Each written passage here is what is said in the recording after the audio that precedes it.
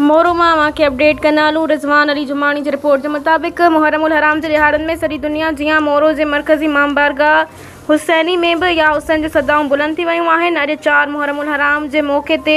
नवासाए रसूल सल्लल्लाहु अलैहि वसल्लम इमाम हुसैन अलैहिस्सलाम ऐं संदसि साथियुनि जे ॾिनल लासवाल क़ुर्बानियुनि के भेटा पेश करण लाइ अंजुमन हुसैनी मोरो जे अॻुवाणनि सैयद साजिद हैदर शाह, सैयद बाबर अली शाह, सैयद अबरार अली शाह, जावेद मुस्तफ़ा कांधड़ो, डॉक्टर मुमताज़ अली मेमण, काशिफ अली बुरड़ो, सैयद आफ़ाक़ हैदर शाह ऐं ॿियनि जी अॻुवाणी में मजलिस अज़ा ऐं नुहे ख़्वानी ते सीना ज़नी जो ज़ोरदार मातम कयो वियो, जॾहिं त मजलिस अज़ा खे अलामा औशाक अली आमिर मोमिनीन के इमाम हुसैन अलैहिस्सलाम जा फ़ज़ाइल ऐं मसाइब बयान कया ऐं चयो त सरकार मदीना मुहम्मद मुस्तफ़ा सल्लल्लाहु अलैहि वसल्लम फरमायो त इमाम हसन अलैहिस्सलाम ऐं इमाम हुसैन अलैहिस्सलाम असांजा हीअ ॿई पुट जन्नत जे नौजवाननि जा सरदार आहिनि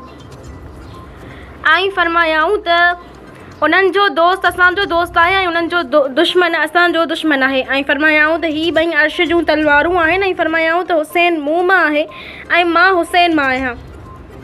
अल्लाह दोस्त रखे उन्हीअ खे जेको हुसैन खे दोस्त रखे थो। हुननि वधीक चयो त हीअ वक़्त जी अशद ज़रूरत आहे त फ़िक्र हुसैन आम कयो वञे ऐं बातिल सां मुहाॾो अटकायो वञे। बाद में करबला में अहले बैत ते थियल ज़ुल्म सितम मसाइब बयान किया विया जंहिं दौरान हज़ारे मोमिनीन ज़ारो कतार रोईंदे करबला जे शहीदनि खे पुरसो ॾिनो। बाद में सैयद शबीर शाह, सैयद कासिम अली शाह, सैयद इख़लाक़ हैदर शाह, अकबर भट्ट, सैयद वाजिद अली शाह ऐं ॿियनि नुहा ख़्वानी कई जंहिं ते मोमिनीन सीना ज़नी जो ज़ोरदार मातम कयो। आख़िर में दुआ ज़ियारत सैयद रियाज़ अली शाह पढ़ाई ऐं मोमिनीन में न्याज़ लंगर तक़सीम कयो वियो।